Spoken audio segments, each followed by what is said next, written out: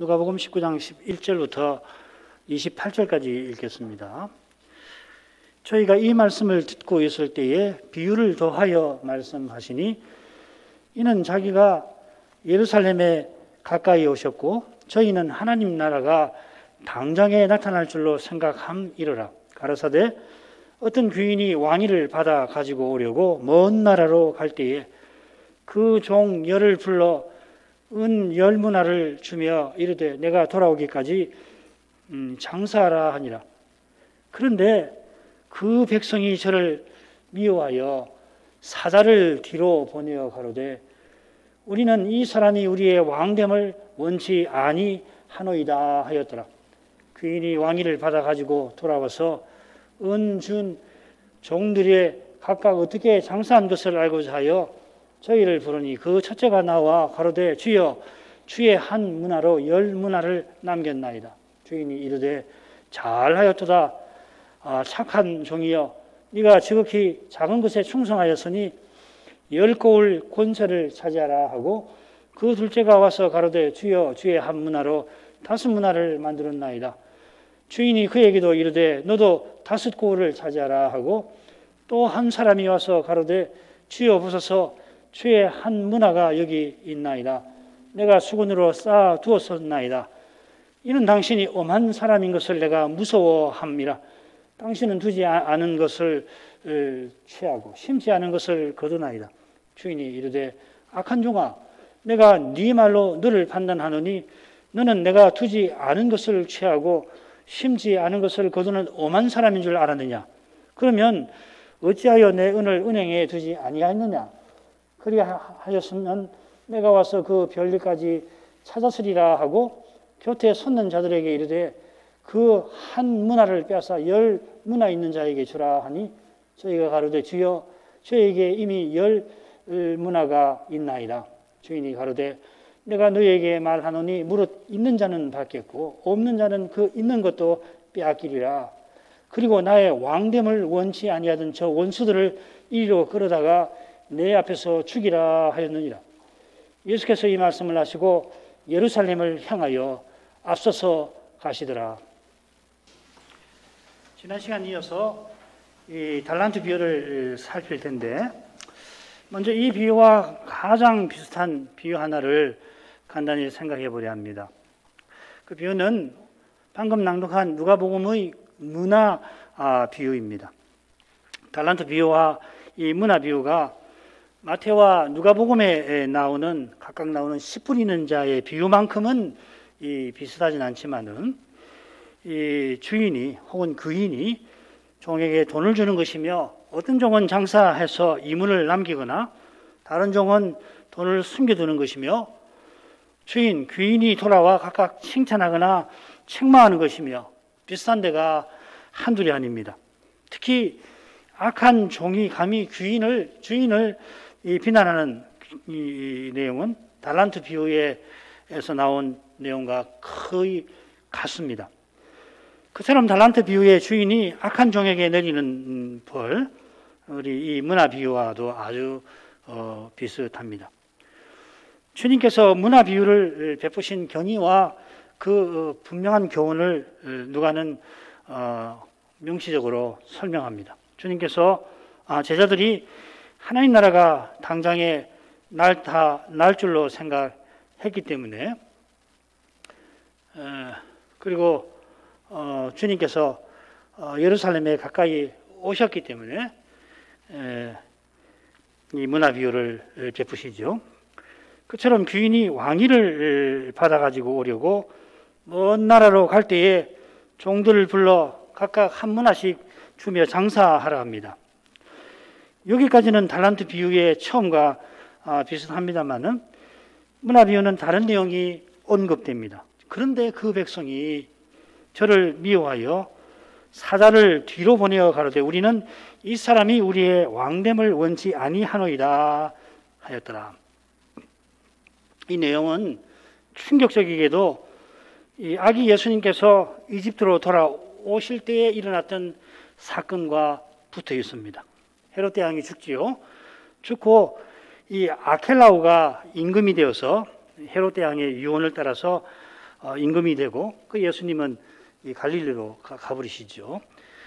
로마에 가서 황제의 승인을 받으러 떠나려 하는데 이 아켈라오의 군대가 성전에서 사소한 일로 백성 3천이나 죽입니다.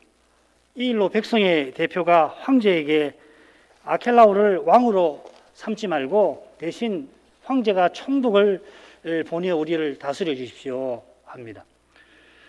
주님께서 이 말씀하실 때 제자들도 이 사건을 떠올렸을 것입니다. 한 30년 전쯤 사건인데 누구나가 그 사건을 떠올렸을 겁니다. 비유의 끝에 나오는 내용도 이 사건과 붙어 있어요. 귀인이 왕위를 마침내 받아가지고 돌아와서는 자기의 왕됨을 원치 아니하던 원수들을 죽입니다. 그처럼 아켈라오가 황제의 승인을 받고 돌아와서 자기를 반대한 자들을 압제합니다. 그리고 이 일로 아켈라오는 주후 6년에 폐위가 되어서 추방당하고 이후로 유다 지역은 총독이 다스리게 되죠. 언급할 필요조차 없습니다만은 주님이 이 비유에서 아켈라오의 정당성을 지지하시는 건 결코 아닙니다. 그런데도 굳이 이 끔찍한 사건이 떠오를 만큼 문화 비유를 이렇게 드시는 이유가 뭘까요?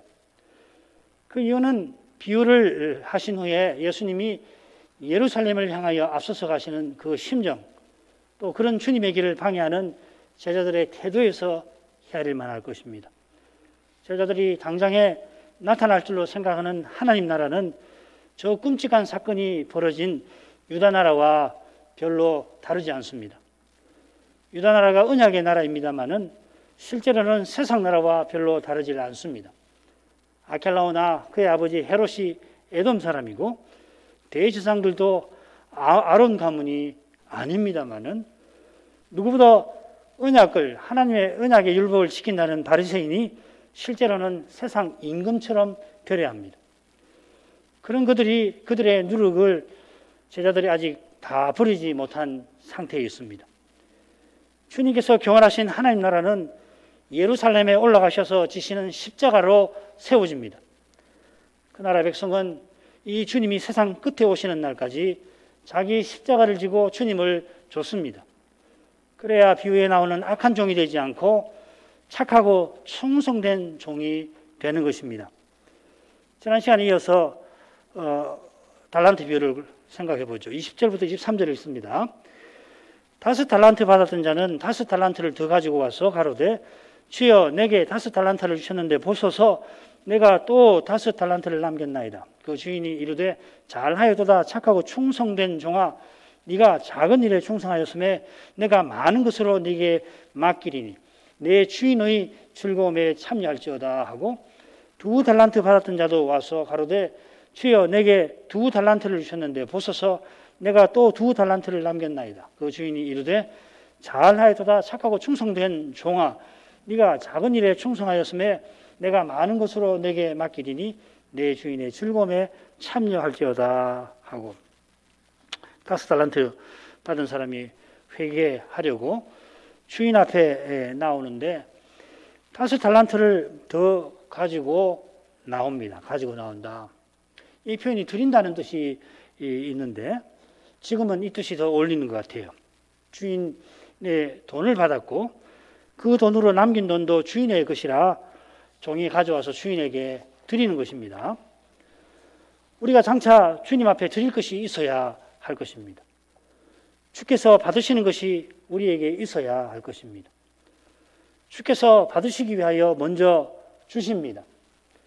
주께 없는 거 만들어 가지고 와서 내게 드리라 하시지 않습니다. 사람의 제일 되는 목적이 하나님을 영화롭게 하는 것인데 그 길은 하나님 영광을 뵙는 데에서 열리는 것입니다. 그 영광을 뵙는 길은 오직 그리스도입니다.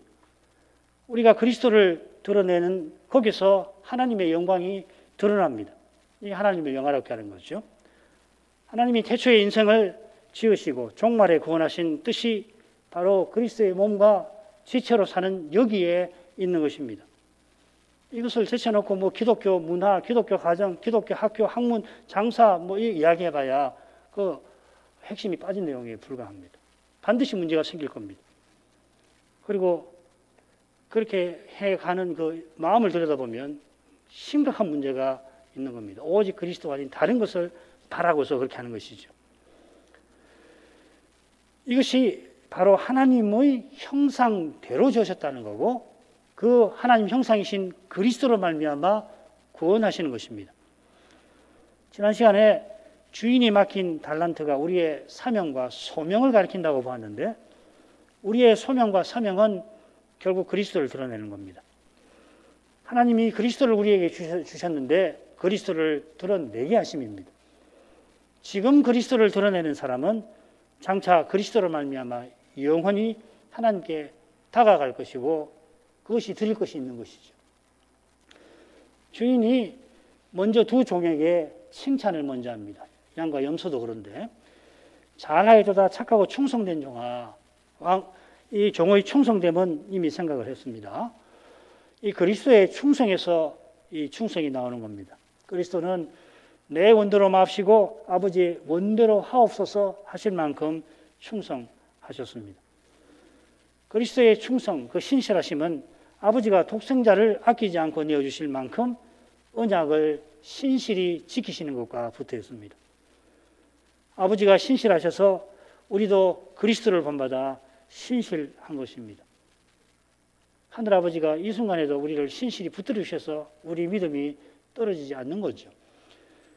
우리가 아바 아버지라고 부르짖는 거기에 우리가 이렇게 부르짖게 된다면 지금 여기서 우리의 가장 신실함이 있는 것입니다. 주님의 겟세마네 기도와 비슷한데 같은 점이 뭐고 다른 점이 뭔지를 교회 여러분 댁에서 자꾸 생각해 보세요. 바울은 그 이야기를 하는 거거든요. 겟세마네 그리스도처럼 우리도 기도하게 하신다. 그게 우리 믿음의 정점이다. 이 지상에서 우리의 삶의 가장 고상한 것이라고 이야기하는데 그것이 뭔가? 주님과 우리의 같은 점은 무엇이며 다른 점은 무엇인가? 생각해 보시기 바랍니다. 다음에 또 생각할 기회가 있기를 바랍니다. 종의 착함, 선함이죠. 마찬가지입니다. 주님께서 부자 청년에게 어찌하여 선한 일을 내게 묻느냐? 선한 이는 오직 한 분, 성부뿐이시다. 하나님뿐이시다 하셨습니다. 하나님만 선하십니다. 하나님의 선한 뜻을 받드는 종이 선합니다. 그래 그리스도께서 그 선한 종이십니다. 그리스도를 본받는 만큼 종은 선한 것입니다. 성경에서 이 악이라고 하는 것은 선이 없는 것이에요. 악이 선이 없는 그것만 뜻하는 건 아니지만 가장 중요한 뜻 중에 하나가 이 악은 선이 없는 것입니다. 그래서 우리 스스로는 악밖에 없는 것이에요. 전부 선한 것은 선물로 받아가지고 있는 거고 받아가지고 있지만은 내 것 아닙니다. 이것을 놓쳐버리면은 선을 가지고 악을 내놓는 것이에요. 하나님이 주셨지만 여전히 하나님의 것이고 나는 맡아가지고 있는 것이 이걸 내 것이라고 생각하는 동시에 이 선을 가지고 악을 내놓기 시작하는 것이죠. 이 내용이 기독교 창조론을 이해하는데 제일 중요한 것 중 하나입니다. 기독교 창조론의 핵심이 뭐냐? 악은 선이 없는 거다 하는 겁니다. 그리고 그 선은 전부 하나님 주신다 하는 것입니다. 그리고 선을 주시는 목적은 뭐냐면 참으로 선한 것을 내놓으라. 참으로 선한 것이 뭐냐? 하나님 형상이신 그리스도를 드러내는 거다.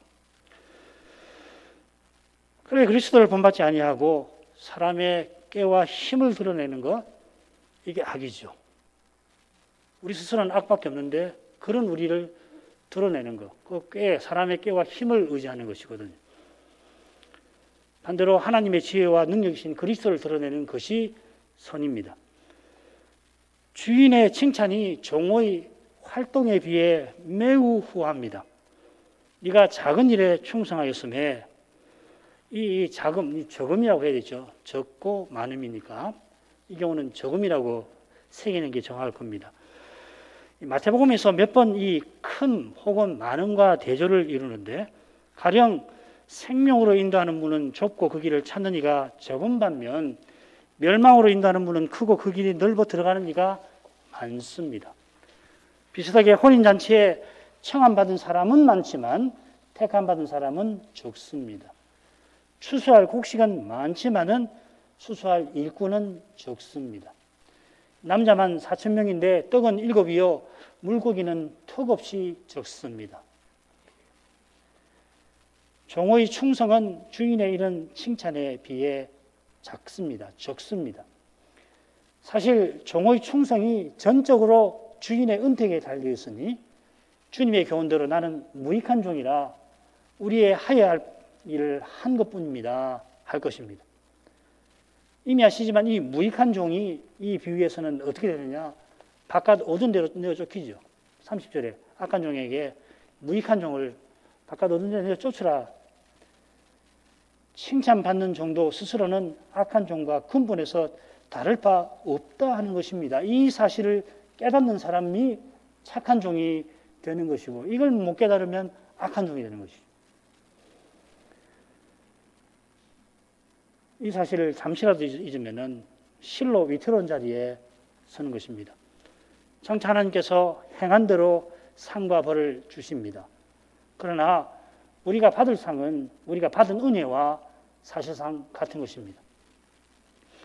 장차 상 받는 우리는 지금보다 비할 수 없이 겸손해져 있을 거고 받을 수 없는 걸 받으니까 겸손해질 거고 그리고 계속 받으면서 더 겸손해질 것입니다.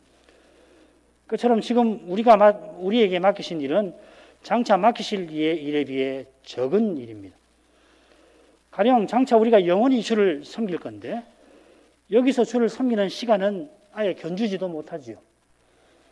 지금 여기서는 칼빈의 제네바 봉사 30년이 평범한 우리 평생보다 비할 수 없이 위대해 보이는 것이 사실입니다만은 그럴지라도 바울 사도가 영원히 섬길 일에는 절대 견디지 못할 것입니다. 바울이나 칼빈 같은 이는 30년 아니라 300년이라도 봉사하게 하신다면 두 분도 대략 30년씩 봉사하지 않았습니까? 이런 분들은 한 300년 정도 봉사하게 하신다면 주님과 교회에 얼마나 큰 유익일까 이런 생각을 하곤 합니다만은 천사 같은 이들을 너무도 일찍 주님께 데려가시는 데서 그 생각이 멎곤 합니다. 하나님의 생각이 사람의 생각과 다른 거기에 우리의 구원이 있듯이 지금 여기서 찰나 같은 삶을 살게 하신 뜻이 뭘까? 결국 장차 영원한 삶을 살게 하실 그것과 딱 붙어 있을 것입니다. 야곱이 애굽 바로 앞에서 이집트 왕 바로 앞에서 내가 험한 세월을 살았습니다. 내 나그네 길이 험한 세월이었습니다. 라고 밝히듯이 바울도 만일 택할 수만 있다면 당장이라도 주와 함께 있고자 세상을 떠나 주와 함께 있고자 했습니다. 이것은 살아서 주님과 교회 섬기는 그 일이 괴로워서만이 아니라 고난도 있지만 그 일의 목표가 주와 함께 있는 까닭입니다. 주님과 함께 있기 위해서 사는 거지. 참 생각해 볼 만한 말씀 아닙니까? 그처럼 지금 여기서 우리가 힘쓸 바는 이 주님을 의지하고 드러내고 바라는 것이겠습니다. 장차 주와 같아지는 것에 비하면 지금 주를 본받는 것은 실로 적은 일입니다. 지금은 우리 각각에게 수천억 개씩 나눠줄 만큼 많은 별들이 저 하늘에 있는 이유가 뭘까? 왜 하나님께서는 저렇게 많은 별들을 지어 넣으셨을까? 다 알지 못하고 혹한다 한들 주를 섬기는 일에 그 별들을 제대로 쓰지를 못할 것 같습니다만은 장차 영원한 하늘에서는 매 순간 차원을 달리하면서 새롭고 신비하고 위대해지는 그런 일을 우리가 무수히 행하게 될 것입니다. 이처럼 지금 우리의 삶이 장차에 비하면 작습니다마는 삶의 본질은 놀랍게도 다르지 않습니다. 그 본질이 바로 그리스도와 그분의 생명에 있는 것입니다. 그리스도 덕분에 장차 우리가 칭찬받는 것입니다. 아무리 적은 일이라도 그리스도를 드러내면 그만큼 하나님을 기쁘시게 합니다. 이것을 깨닫는 사람은 지상의 기쁨에서 심지어 지상의 슬픔에서도 영원한 기쁨을 발견할 수가 있을 겁니다. 주인께서 충성된 종에게 많은 것으로 맡길 것입니다. 이 맡긴다는 표현이 내지달락에만 4번 나와요. 그리고 서로 짝을 이루는 둘째와 넷째 부분에 각각 2번 나옵니다. 주인이 청지기 종에게 주인의 다른 종들을 맡기고 충성한 종에게는 자기 모든 소유를 맡기죠. 비슷한 내용이 지금 이 비유에도 나옵니다. 여기서는 주인의 모든 소유가 아니고 많은 것을 충성된 종에게 맡기십니다. 왜 많다고 했나? 타국으로 떠날 때 맡긴 적은 것과 대조한 것입니다. 장차 우리에게 주실 상이 여전히 신비하여서 여기서는 다 헤아릴 수 없습니다만 각자에게 주시는 상이 틀림없이 서로 다른 동시에 각각에게 전부를 주실 것 같습니다. 저는 제 생각이 그래요. 참 신비한데 다른데 전부일 것 같습니다. 지금은 누가 크냐 다투는 일이 불행하게도 늘 생깁니다만은 장차는 틀림없이 생기지 않습니다. 장차 우리가 제대로 비교하게 되어서 서로 비교할 일이 없어질 뿐만 아니라 주님의 사랑에 우리의 봉사를 비교하니까 함께 감사하게 될 것입니다.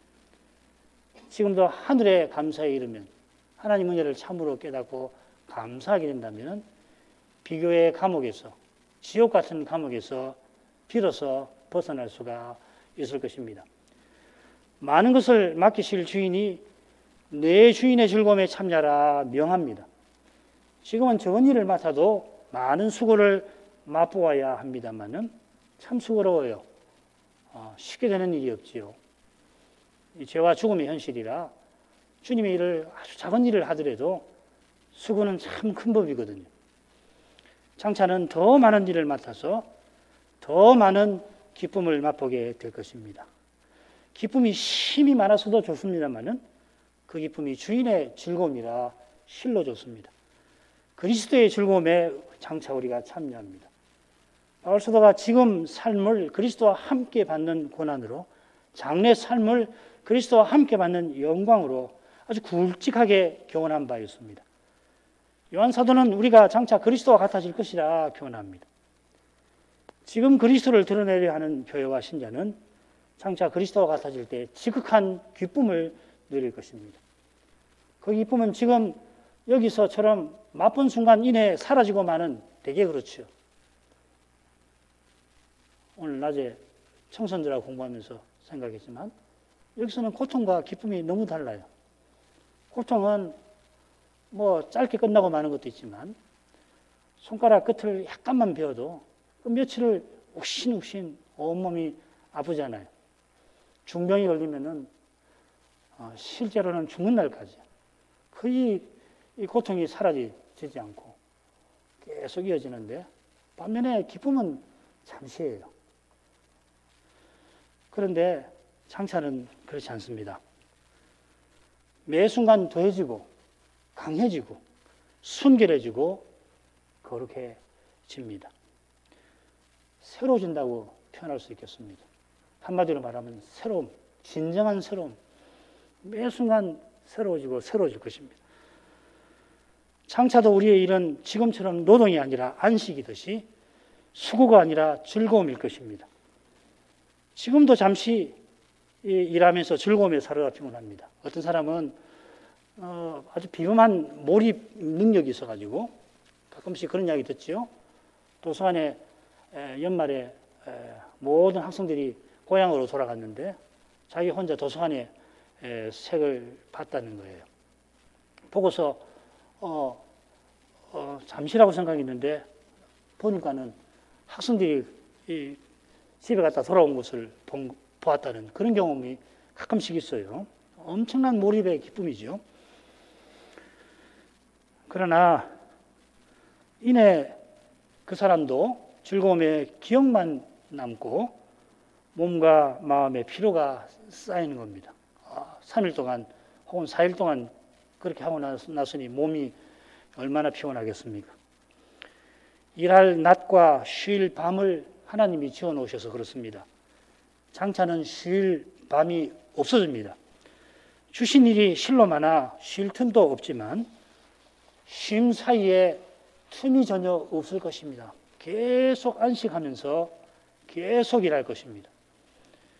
지금 여기서 무리하지 않고 건강을 유지하는 것이 우리의 소명을 이루는 지혜에 속하긴 합니다만은, 그러나 건강을 유지하는 것이 목적이 되어서는 안 되는 겁니다. 칼빈 같은 분 일찍 돌아가셨다고 탓할 수 없잖아요. 영원한 나라의 기쁨이 번져가는 그때에 둘째 사망의 두려움에 사로잡힐 이들이 있습니다. 셋으로 나눠보죠. 24, 25절. 한 달란트 받았던 자도 와서 가로되 주여 당신은 굳은 사람이라 심지 않은 데서 거두고 해치지 않은 데서 모으는 줄을 내가 알았으므로 두려워하여 나가서 당신의 달란트를 땅에 감추어 두었나이다. 보소서 당신의 것을 받으셨나이다.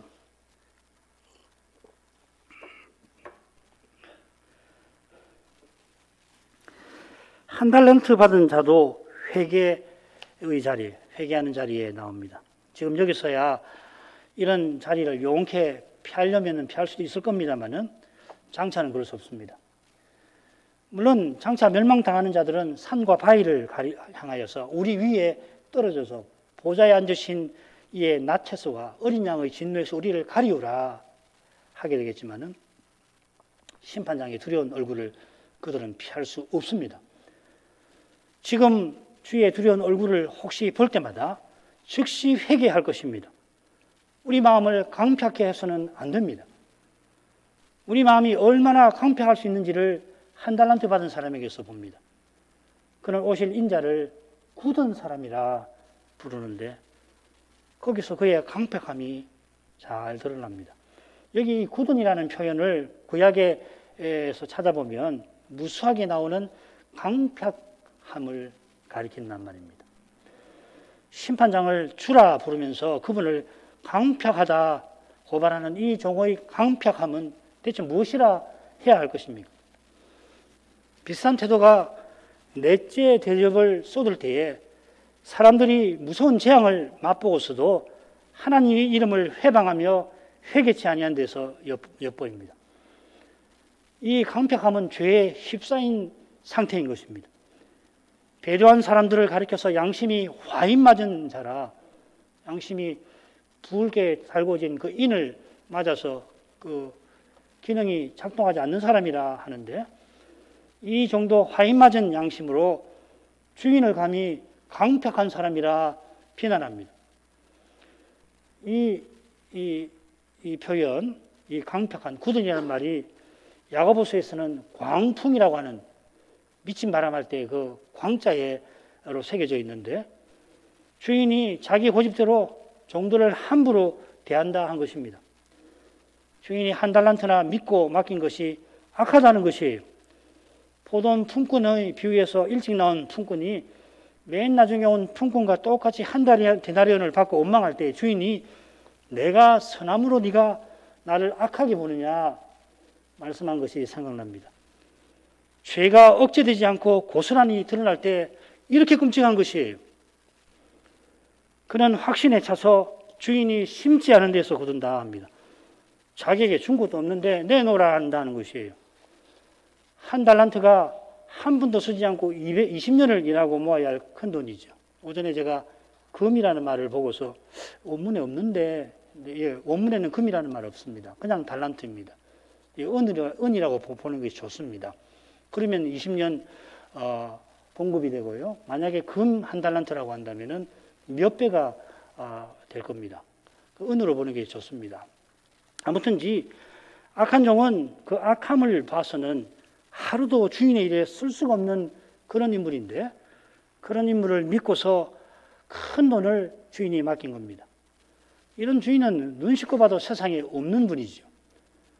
사정을 듣는 사람마다 주인에게 이런 악한 놈을 그렇게 믿고 맡기신 겁니까? 할 겁니다. 이 종은 자기가 적어도 5달란트는 받아야 된다고 생각한 겁니다. 해치지 않은 데서 모은다 한 표현에서 이런 생각이 읽힙니다. 이 해친다, 모은다는 표현이 함께 나온 데가 몇 군데 있는데, 이 탕자의 비유에 나와요. 재산을 다 모으고 먼 나라에 가서 허랑방탕하여 그 재산을 허비하였다. 이 해친다는 말이거든요. 주인이 제대로 투자도 하지 않고 이득을 보려한다는 겁니다. 주인이 자기를 감히 무시했다는 겁니다. 그러니 주인 보고 강포하다고 그러죠. 하나님도 자기 행복과 영광을 위해서 자기 곁에 물끄러미 계시는 것처럼 그렇게 생각한 바리새인이 떠오릅니다. 교만은 무릇 이렇게 끔찍한 착각에 빠지는 거예요. 악한 종은 교만한 말을 이어갑니다. 두려워하여 나가서. 착한 종이 즉시 가서 일한 것과 달리 그는 주인과 일터에서 나갑니다. 두려워하여 그랬다고 합니다만은 지금 말하는 걸 보면 주인을 두려워하는 거 아닙니다. 주인을 두려워하는데 뭐 당신은 굳은 사람이다 하겠습니까? 자기가 받은 한 달란트로 장사했다가 만일 실패하면 그 돈 내놓으라고 하는 그것을 두려워한 겁니다. 아니 주인이 그걸 노리고서 남보다 작은 돈을 자기에게 준 그것을 두려워했을지도 모릅니다. 이 두려움은 죽지 않고 살려는 욕망과 붙어 있는 겁니다. 주의 종은 몸은 죽여도 영혼을 죽이지 못하는 사람을 두려워하지 아니해야 맡은 소임을 이루는 법입니다. 영혼도 지옥에 멸하시는 하나님을 이니까 당연히 두려워할 것 같은데도 우리 스스로는 몸만 죽이고 마는 이 사람을 두려워하는 데서 우리는 벗어나지 못합니다. 왜 그렇습니까? 바로 이것이 마귀가 사용하는 무기예요. 인생이 죽기를 두려워함으로 평생 매여 종살이한다. 죽기를 두려워하기 때문에 마귀에게 평생 이용당하는 겁니다. 종살이하는 거예요. 죄에게 종살이하고 죽음에 종살이하는 거죠. 이 두려움이 둘째 사망과 무관하지는 않아요. 그런데 실은 둘째 사망을 모르는 데 이 두려움이 있는 거라고요. 정말 두려워할 것은 둘째 사망이라고요. 그 둘째 사망을 제대로 알게 한다면은 하나님을 그렇게 대할 수 없죠. 오직 그리스도의 십자가를 참으로 깨닫는 사람이 이 두려움에서 벗어납니다. 주님이 모든 죄책을 담당하신 그 사랑을 실제로 맛보니까 주님처럼 죽음의 현실에 정직하게 대면할 수 있는 것이에요. 이 사랑을 맛보지 않으면은 대면 못합니다.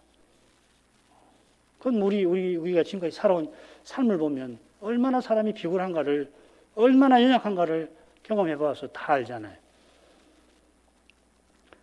악한 종은 땅에 감추어 둔 주인의 달란트를 보이며 당신의 것을 받으셨나이다 합니다. 자기 할 일 다 했다 하는 것이에요. 어쩌면은 그냥 양과 염소 비유에 나오는 염소처럼 아니 내가 대체 하지 않은 건 뭡니까? 이렇게 강변하는지도 모르겠습니다. 염소들이 그러죠. 아니 제가 해드리지 않은 건 뭡니까? 그렇게 얘기를 하지 않습니까? 양들은 제가 해드린 게 뭡니까? 아무것도 없지 않습니까? 저는 주님께 받은 것밖에 없지 않습니까? 염소들은 아니 제가 해드리지 않은 게 뭡니까? 하는 거죠. 그가 주인의 사랑과 신의와 선대함을 짓밟는 것도 아무 일도 아닌 것처럼 여깁니다. 이 주인에게 한 달란트는 작은 것입니다. 주인에게 작은 것이지만은 종에게는 큰 것입니다. 그러나 우리에게 분에 넘치는 큰 것이 있는데 그게 주님의 신임이고 주님의 사랑입니다. 주님 자신을 주신 거거든요. 기독교 은혜의 핵심은 하나님이 자기를 주시는 겁니다. 자기 아들을 주시는 것입니다. 내가 영원히 죽지 않고 천당 가서 산다는 거, 그건 물론 복스러운 것이지만은 은혜의 은혜로움은 하나님이 자기를 주시는 거예요. 내 주인의 즐거움에 참여할지어다. 하나님이 독생자를 아끼지 않고 우리에게 내어주셨습니다. 이것을 깨달아야 하는 것입니다. 이 사랑을 깨닫는 것이거든요. 우리는 주님의 일을 맡을 그릇이 전혀 못 됩니다. 바울은 자기가 보배를 담은 질그릇이라 했습니다. 이 세상에서는 이러지 않죠. 아무도. 그 질그릇에 어떻게 보배를 든단 말입니까? 이런 겸손이 바울에게 있어서 그에게서 보배가 더욱 빛났죠. 주님만 빛나셨습니다. 바울에게 맡기신 사명도 작은 거다 하실 만큼 주님은 위대하십니다. 주님께서 우리에게 주신 소명은 아무리 보잘것없이 보여도 사람이 볼 때에, 내 자신이 볼 때에, 사람의 눈을 볼 때에 보잘것없이 보여도 주님의 것이니 실은 큰 것입니다. 이 역설이죠, 그죠? 그 다음으로 가죠. 저 주인이 대답하여 가로되 악하고 게으른 종아, 나는 심지 않은 데서 거두고 해치지 않은 데서 모으는 줄로 네가 알았느냐? 그러면 네가 마땅히 내 돈을 취리하는 자들에게나 주었다가 나로 돌아와서 내 본전과 별일을 받게 할 것 아니냐? 것이니라 하고, 주님께서 악하고 게으른 종이라 부르며 그의 말을 되돌려 주십니다. 이 종은 주님의 선함을 짓밟을 만큼 악합니다. 주인이 준 것을 받고도 안 받은 것처럼, 아니 그보다 못한 것처럼 여깁니다. 주인이 주신 선한 것을 악하게 여깁니다. 하나님께서 주신 선한 것으로 악을 내놓는 거기에 인생의 죄의 악함이 있습니다. 장차 이 종이 내쫓길 바깥 얻은 데는 말 그대로 선이 전혀 없을 것입니다. 얼마나 끔찍한지 모릅니다. 우리는 상상할 수 없어요. 지금 우리로서는 선이 하나도 없는 주님의 그 사랑의 영광에 완전히 차단된 상태, 얼마나 무섭고 끔찍한지 모릅니다. 종이 게으른 것은 물론 충성되지 못한 것입니다. 바울 사도의 교훈처럼 주를 섬기려면 열심히 품고 부지런하여 게으르지 말아야 합니다. 이 게으르지 말아야 한다 하는 말이 이 게으른이란 말인데요. 여기 이 부지런하여 게으르지 말아야 한다. 이걸 그대로 번역하면 이렇게 됩니다. 간절함이 느슨해지지 말아야 한다. 이렇게 되어 있습니다. 부지런함이라고 있는데 간절함이 더 좋습니다. 바울 사도는 고린도 교회를 향한 자기의 태도, 또 자기를 향한 고린도 교회의 바른 태도를 간절함이라고 표현합니다. 여기는 부지런이라는 말입니다. 고린도 교회가 눈물의 편지를 받고 회개하기를 얼마나 바랐는지, 심지어 드로아에서 전도할 문이 열렸지만 그는 디도를 만나려고 마게도냐로 가지요. 고린도 교회의 소식을, 회개의 소식을 듣기 위해서. 이게 간절함입니다.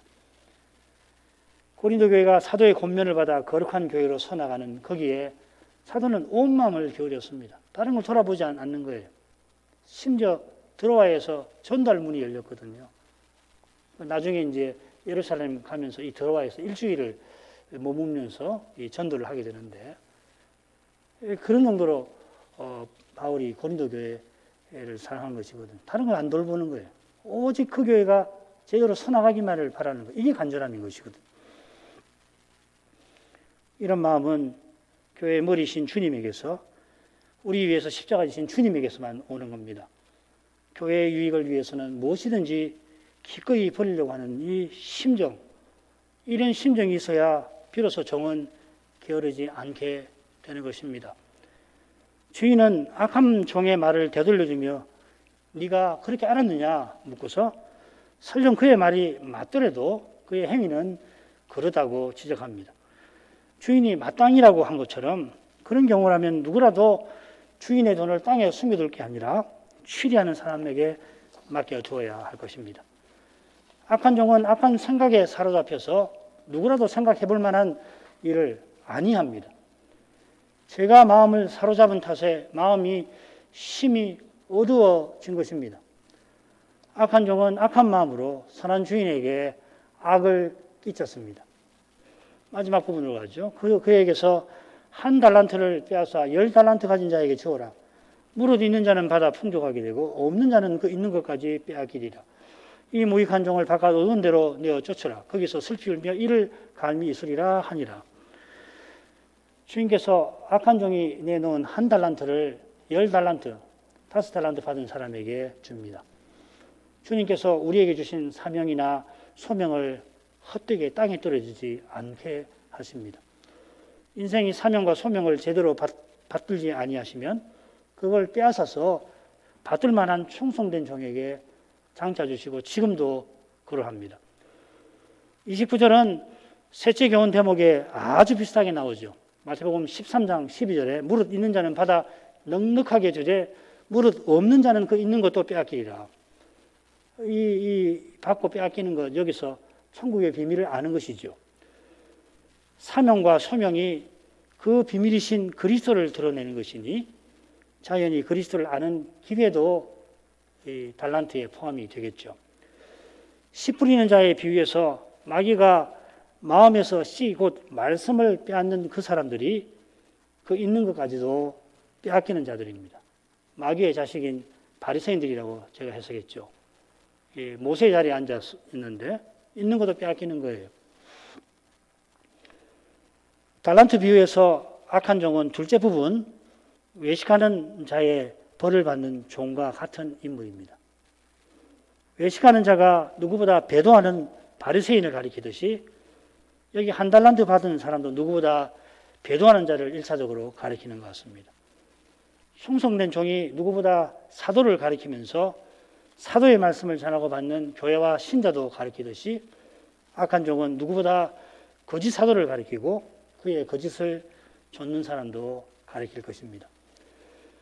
배도자가 받는 심판이 바깥 어두운 데 쫓겨나서 거기서 슬피 울며 이를 가는 것입니다.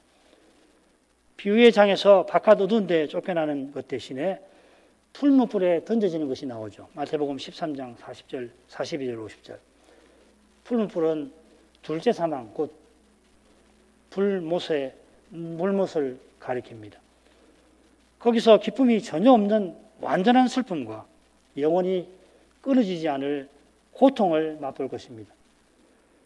그 고통의 가장 악한 것이 뭐냐면 이를 가는 데 있는 거예요. 공회가 스데반에 전한 말씀을, 그 책망하는 말씀을 듣고는 스데반이 말씀을 들어서 공회의 악한 걸 책망하잖아요. 그걸 듣고 이를 갈며 그를 돌로 쳐 죽이려고 했던 그 악한 심정이 하나님의 의로운 심판, 불의 고통을 맛보는 순간마다 불길처럼 악한 자들에게서 일어날 것입니다. 실로 두려운 형벌입니다. 기도하겠습니다. 거룩하신 아버지, 인생이 아무것도 아닌데 실은 없는 것보다 못한 인생인데 주님의 거룩한 소유로 삼아주시고 그 거룩한 뜻에 써주시는 은혜와 사랑에 감사드립니다. 인생 중에 가장 위대한 인물이 있다 하더라도 스스로는 이런 신임과 대접을 받지 못할 것입니다. 오직 이런 신임은 하나님의 아들 예수 그리스도에게만 합당하십니다. 우리에게 그리스도를 얻게 하셔서 그리스도 안에서 저희도 그리스도의 섬김에 참여하게 하십니다. 누구보다 사도를 그리스도의 대사들로 세우시고 그들을 온 세상에 보내어 그리스도의 몸을 세우게 하셨습니다. 그리스도의 몸은 사도가 전한 대로 그리스도를 전하고 받는 거기에 있습니다. 그처럼 사도가 전한 대로 그리스도를 믿고 바라는 교회와 신자는 그리스도를 드러낼 수 있게 해주십니다. 장차 주님의 칭찬을 받을 수 있기를 간절히 바랍니다. 적은 일에 충성하게 하시고 장차는 많은 일을 주께서 맡기십니다. 지금은 적은 일에 충성하는데도 많은 수고를 맛보게 하시지만은 이는 장차 많은 일도 온전히 이루어 더 많은 기쁨을 누리게 하심인 줄 압니다. 이러한 소망 가운데에서 지금 사명과 소명을 행하면서 고난을 받을지라도 그 고난 중에서도 하늘의 기쁨을 찾을 수 있도록 그래서 그 기쁨을 맛볼 수 있게 해 주옵소서. 영원한 기쁨이 약속된 그날을 향하여 고난의 길도 기쁘게 걸어갈 수 있게 해 주옵소서. 예수님의 이름으로 기도합니다. 아멘.